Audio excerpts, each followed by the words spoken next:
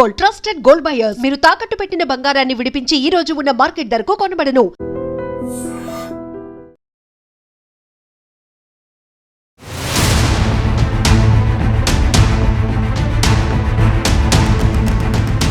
చిత్తూరు నుంచి తీర్థయాత్రకు వచ్చిన బస్సు అల్లూరి జిల్లా మోతుగూడెం పోలీస్ స్టేషన్ పరిధిలోని చింతూరు వద్ద లోయలో పడి ప్రమాదానికి కారణమైనటువంటి ఈ దుర్ఘటనలో ఎంతో మంది ప్రాణాలు కోల్పోయారు. మొత్తం ఇద్దరు డ్రైవర్లతో పాటు ఆ బస్సులో తీర్థయాత్రకు 36 మంది ప్రయాణం చేస్తున్నారు. ఇందులో ఈ దుర్ఘటన జరగటంతో ఒక్కసారిగా అతి వేగంగా డ్రైవర్ నిర్లక్ష్యం వల్ల జరిగినటువంటి ఈ ప్రమాదమని ఇప్పటికే పోలీసులు ప్రాథమికంగా నిర్ధారించడం కూడా జరిగింది.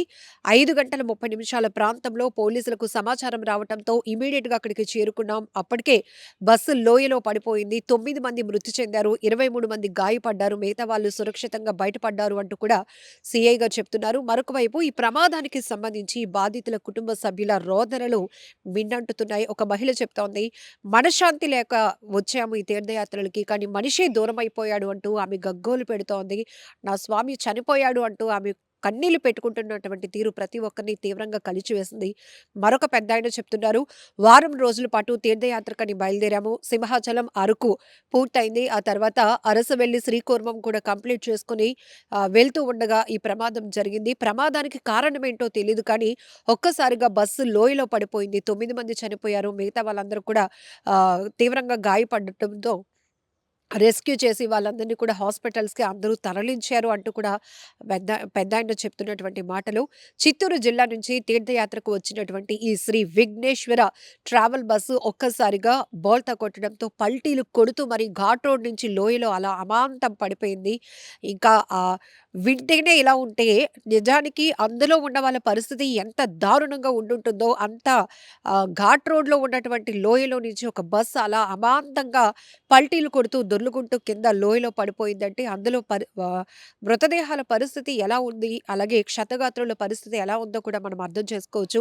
ఇప్పటికీ ఘటనపై ప్రధాని మోదీ కూడా ట్వీట్ చేశారు, తీవ్ర దిగ్భ్రాంతి వ్యక్తం చేశారు. చాలా బాధాకరమైన ఘటన, తీర్థయాత్రకు వెళ్ళినటువంటి బస్సు ప్రమాదానికి గురి కావటం చాలా బాధ కలిగిస్తోందన్నారు. అలాగే ఇప్పటికే ఇందులో చనిపోయినటువంటి మృతుల కుటుంబాలకు, క్షతగాత్రులకు, బాధిత ప్రజలకు కూడా తన ప్రగాఢ సానుభూతి తెలుపుతున్నాను అని కూడా చెప్తూనే మృతుల కుటుంబాలకు 2 లక్షలు, అలానే క్షతగాత్రులు గాయపడిన వారికి 50,000 రూపాయలు కూడా పీఎం ఎన్ఆర్ఎఫ్ నుంచి కూడా రిలీజ్ చేస్తున్నట్టు కూడా మోదీ ట్వీట్ చేశారు. మరొకవైపు ఆంధ్రప్రదేశ్ ప్రభుత్వం కూడా అలర్ట్ అయింది. ప్రమాదానికి కారణం ఏంటో తెలుసుకునే ప్రయత్నాలు కూడా జరిగాయి. ఇప్పటికే హోంమంత్రి కూడా అక్కడికి వెళ్లడం జరిగింది. క్షతగాత్రులకు మెరుగైన వైద్యం అందించాలి అంటూ కూడా వైద్య అధికారులకు ఆదేశాలు ఇవ్వడం కూడా జరిగింది. మానిటరింగ్ సిస్టమ్ కూడా చాలా బలంగా ఉండాలి, రెస్క్యూ ఇమీడియట్ గా జరగాలి అంటూ మిగతా అధికారులకు కూడా సీఎం ఆదేశాలు ఇవ్వడం జరిగింది. ఏది ఏమైనప్పటికీ కూడా చాలా బాధాకరమైన ఘటన. ఒకవైపు సీఐ గారు కూడా ఆ ఘటనా స్థలికి అంటే కాల్ వచ్చిన వెంటనే 5:30 అరౌండ్ మాకు కాల్ వచ్చింది. కాల్ రాగానే మా టీమ్‌తో పాటు అక్కడికి వెళ్ళేటప్పటికి బస్సు పల్టీలు కొట్టి అలా లోయలో పడిపోయింది. అప్పటికే అక్కడ పరిస్థితి చాలా అధ్వానంగా ఉంది, భయానకంగా ఉంది. చాలామంది గాయపడిన వారు, ఆ బస్సు ప్రమాదంలో ఇరుక్కున్నవారు, బస్సులో ఇరుక్కున్నవారు కాపాడండి అంటూ కేకలు వేస్తున్నారు. తమ వారిని కోల్పోయిన వాళ్ళు ఏడుస్తున్నటువంటి పరిస్థితి ఉంది. అలానే మిగతా వాళ్ళు కొంతమంది బయటకు వచ్చున్నారు. ఈ పరిస్థితిలో మనం అక్కడ అబ్జర్వ్ చేస్తే గనుక డ్రైవర్ నిర్లక్ష్యం, అతి వేగంగా ఘాట్ రోడ్‌లో బస్సును ప్రయాణించడం వల్ల, బస్సుని నడపడం వల్లే ప్రమాదం జరిగినట్టుగా కూడా సీఐ ప్రాథమికంగా నిర్ధారిస్తున్నారు. ఘాట్ రోడ్‌లో ప్రయాణం అనేది చాలా ప్రమాదకరమైన పరిస్థితి. ఎంతో నైపుణ్యం, ఎంతో స్కిల్ ఉంటే గాని ఘాట్ రోడ్‌లో డ్రైవింగ్ చేయడం అనేది చాలా కష్టమనే చెప్పాలి.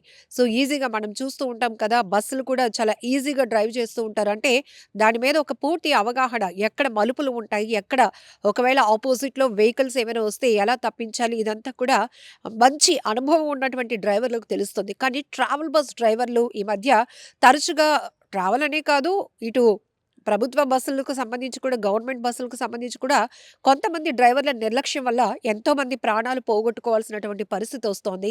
ఈ ప్రమాదంలో కూడా పాపం తీర్థయాత్రల కోసం చిత్తూరు నుంచి బయలుదేరినటువంటి వారంతా కూడా ఇలా ప్రమాదంలో తమ వారిని కోల్పోవడం అనేది చాలా బాధ కలిగిస్తోంది. మిగతా వాళ్ళు కూడా తలకి, కాళ్ళకి, చేతులకి, శరీరం మీద బలమైన గాయాలు అవ్వటం వల్ల వాళ్ళు ట్రీట్మెంట్‌లో ఉండి కూడా ఏం జరిగిందో చెప్పే ప్రయత్నం చేస్తూ ఉన్నారు. చాలా బాధాకరం.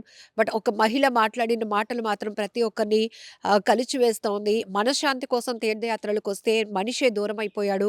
నా స్వామి చనిపోయాడు అంటూ ఆమె కన్నీళ్లు పెట్టుకుంటున్నటువంటి తీరు ప్రతి ఒక్కరిని కూడా తీవ్రంగా కలిచివేస్తుంది. కన్నీళ్లు పెట్టేస్తున్నాయి ఆ దృశ్యాలు కూడా. ఇప్పటికీ కూడా రెస్క్యూ కొనసాగుతోంది.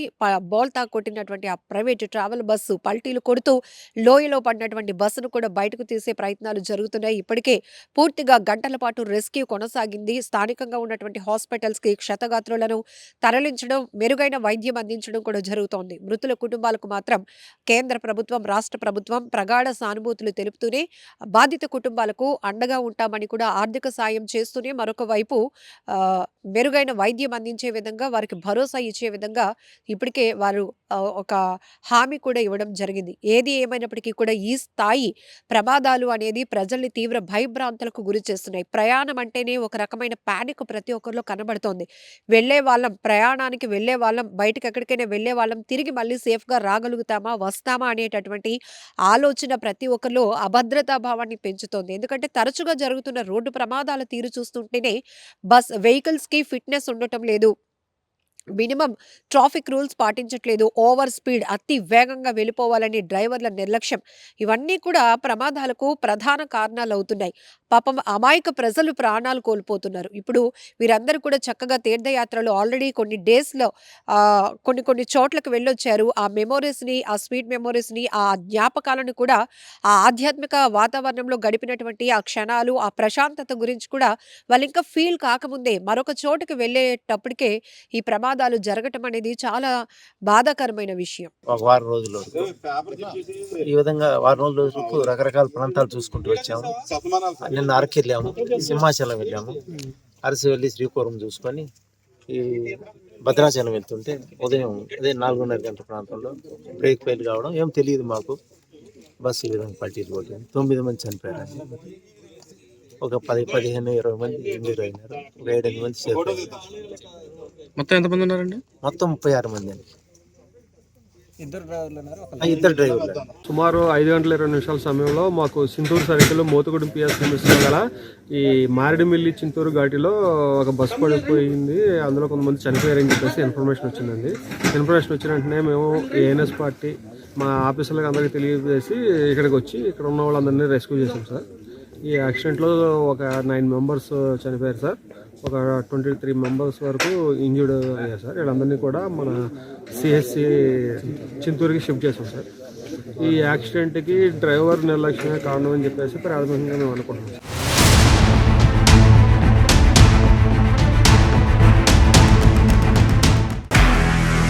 నిజంగా ప్రస్తుతం ఉన్నటువంటి సమాజం దేనికి ప్రయారిటీ ఇస్తుంది?